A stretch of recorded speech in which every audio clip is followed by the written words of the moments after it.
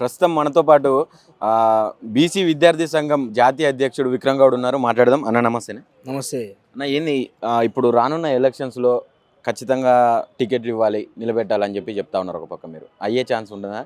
అంటే ఎలక్షన్లో అంటే మేము ఏమంటున్నాం, గుంతమ్మ కోరికలు కొడతలేం. ఏదో మాకు కావాలని చెప్పి వేరేటువంటి ముద్ద మేము గుంజుకుంటలేం. సామాజికంగా ఆర్థికంగా న్యాయంగా మాకు రావాల్సిన హక్కు మేము అడుగుతున్నాం. కాంగ్రెస్ పార్టీని అధికారంలోకి తెస్తే బీసీలకు 50% రిజర్వేషన్ కల్పిస్తాం అన్నది, 42% స్థానికలను కల్పిస్తుంది, పార్టీలో 50% మీకు కల్పిస్తున్నది కదా. మేమేమంటున్నాం, అసెంబ్లీ ఎలక్షన్లలో మీరు చెప్పిన మాట నిలబెట్టుకోలే, పార్లమెంట్ ఎలక్షన్లో నిలబెట్టుకోలే. నేడు స్థానిక సంస్థ ఏమంటారు, మన శాసన మండలిలో ఇప్పుడు టీచర్స్ ఎమ్మెల్సీలు ఉన్నాయి, అదేవిధంగా గ్రాడ్యుయేట్ ఎమ్మెల్సీలు ఉన్నాయి. ఇన్నదన్నా కనీసం మాకు అవకాశం ఇయ్యరా? పట్టభద్రులు ఎమ్మెల్యే అవకాశం ఇవ్వాలి కదా మాకు. ఎమ్మెల్సీలో మళ్ళీ ఓనుకో మూటలు మోసినోనికి, వాని కాంగ్రెస్ సంబంధం లేనివానికి, ఓ కాలేజీ యాజమాన్యాలు పిల్లల రక్తం దాగి కోట్లు సంపాదించడానికి ఇస్తామంటే మా గుండె మండదా? రాహుల్ గాంధీ గారేమో దేశవ్యాప్తంగా బీసీలకు ఎస్సీ ఎస్టీలకు అన్యాయం జరుగుతుంది, సామాజిక న్యాయం కావాలి అని చెప్పి భారత్ జోడో యాత్ర నుంచి మొన్నటి దాకా పార్లమెంట్ దాకా ఆయన అదే మాట్లాడుతున్నారు. కానీ రాష్ట్రంలో ఎక్కడ ఇంప్లిమెంటేషన్ లేకనే కదా. దీనికి కారణం ఏందనుకోవచ్చు? ఇక్కడ ఉన్న రాజకీయ నేతలు, ఇక్కడ ఉన్న ముఖ్యమంత్రి గారు అంటే మాకు ఎంతో అభిమానం ఉండే, సరే ముఖ్యమంత్రి గారిని గతంలో 3-4 సార్లు కలిసినాము. ఈ కులగణన చేసిండు, చేస్తా అన్నట్టు చేసిండు, దానికి అభినందించడం, వారికి ధన్యవాదాలు పర్సనల్ కలిసి చెప్పినాం. అదే 42% రిజర్వేషన్ ఈ రిపోర్ట్ వచ్చినాక ఏ విధంగా వస్తుంది అనేది చూస్తున్నాం. కామరేడ్ డిక్లరేషన్ ప్రకారం మేమంటున్నాం, ఈ రాష్ట్రంలో ఉన్న బీసీలు అందరూ కలిసి మాకు ఏదో మంచి చేస్తారని మేమందరం ఏకతాటిగా ఓట్లు వేస్తున్నాయి. కాంగ్రెస్ ప్రభుత్వం ఈరోజు వచ్చింది, మళ్ళీ బీసీలకు ఎందుకు కృతజ్ఞతలు లేదు? ఇప్పుడు నామినేషన్ పదవులలో మాకు అన్యాయమే జరుగుతుంది. కార్పొరేషన్ పదవులలో కేవలం 25% కూడా ఇవ్వలే మాకు. ఇన్ని లిస్ట్ ఉంది కదా, ఓపెన్గానే ఉంది కదా. కాంగ్రెస్ పార్టీకి సంబంధం లేని వాళ్ళని తీసుకొచ్చి కొన్ని పదవులు ఇచ్చారు. ఇప్పుడు గతంలో బీసీలు చేసిన చైర్మన్ పదవులను కూడా ఓసీలలో నింపిరాలని. సరే మేము అప్పటికి గగ్గోలు పెట్టినా మొత్తుకున్నాం. మా పీసీసీ అధ్యక్షుడు మహేష్ కుమార్ గౌడ్ ఇచ్చినాం కదా, అవును ఇచ్చిర్రు. కానీ మేము మహేష్ కుమార్ గౌడ్ అనేట ఆయన కొత్త ఆయన కాదు, పార్టీ కోసం కష్టపడ్డాడు, పార్టీ ఆపద సమయంలో నిలబడ్డాడు, విద్యార్థి నాయకునిగా ఆ రోజు గెలిచినోడు. అయినా ఒక మహేష్ కుమార్ గౌడ్కి ఇస్తే పార్టీ న్యాయం చేసినట్టు కాదు కదా. మహేష్ అన్న మొన్న టికెట్ ఇవ్వకుండా పార్టీని అధికారంలో ఎంతో కష్టపడ్డాడు. కానీ మహేష్ అన్నతో ఇచ్చినామని చెప్పి ఒకటి చెప్పి మిగిలిన కొట్టడం కరెక్ట్ కాదు కదా. మేమేమంటున్నాం, 50% మాకు ఇవ్వండి, 50% మా వాటా మాకు ఇస్తే మేము కాంగ్రెస్ పార్టీకి హంపులుగా ఉంటాం. దేశవ్యాప్తి నిన్నగాక మొన్న ప్రధానమంత్రి గారిని రాహుల్ గాంధీ గారు కోరారు. ఏమన్నారు, మీ పీఎంఓలో ఒక ఐఏఎస్ ఆఫీసర్ లేడు, మీ మంత్రిలో బీసీ మంత్రులు లేరు అన్నాడు. మేము ఇక్కడ కూడా అదే ప్రశ్నిస్తున్నాం కదా. కేవలం 2 మంత్రులను ఇచ్చారండి, వాళ్ళ కమ్యూనిటీకి సంబంధించిన 4 ఇచ్చుకోరు కదా. ఓసీలో ఓన్లీ రెడ్డి కమ్యూనిటీ వాళ్ళకి ఇచ్చిర్రు, వాళ్ళకి ఇవ్వండి, 1-2 న్యాయంగా ఇవ్వాలి. ముఖ్యమంత్రి మీరే ఉంటారు, మెయిన్ మంత్రులు మీరే ఉంటారు. ఇప్పుడు 6 మంత్రులు మా వాటా ఎంత? సామాజిక న్యాయంగా మాకు రావాల్సింది ఇంకా 6 మంత్రులు, 5 మంత్రులు మాకు ఇవ్వాలి. ఇస్తారా? దాని తర్వాత ఇప్పుడు ఎమ్మెల్సీలలో ఉన్న టీచర్ ఎమ్మెల్సీలలోనేమో మా మిత్రపక్షం అంటారు, వాళ్ళు సేమ్ కమ్యూనిటీకి ఇస్తారు. ఆ పిఆర్టీయూ అంతే, ఇంకోటి అంటే ఆ పిఆర్టీయూ అయితే ప్రోగ్రెసివ్ పోయి టీచర్స్ వాళ్ళ రెడ్డి అది అయిపోయింది.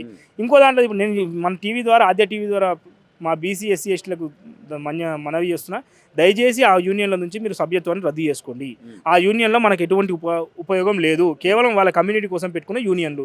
దాని తర్వాత ఇప్పుడు రాష్ట్ర ప్రభుత్వం, మన కాంగ్రెస్ ప్రభుత్వం ఏమంటుంది, మేము చూస్తాం, మేము ఖచ్చితంగా చెప్తున్నాం, పట్టభద్రులకు బీసీలకు అవకాశం ఇవ్వకపోతే మాత్రం ఖచ్చితంగా మా ఆర్గనైజేషన్ నుంచి మేమన్నా నిలబెట్టి మీ అభ్యర్థిని ఓడగొడతాం.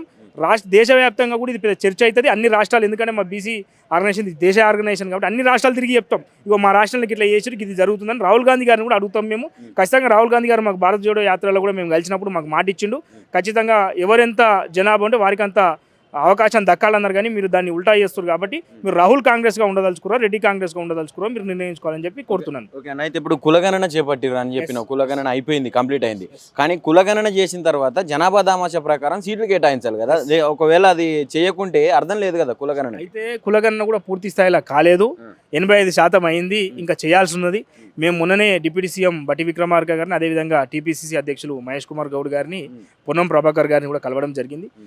దీన్ని ఏంటంటే వాళ్ళు సీరియస్గా తీసుకుంటలేరు. ఇప్పుడు బీహార్లో ముఖ్యమంత్రి గారు 100 సభలకు పైగా అటెండ్ చేశారు.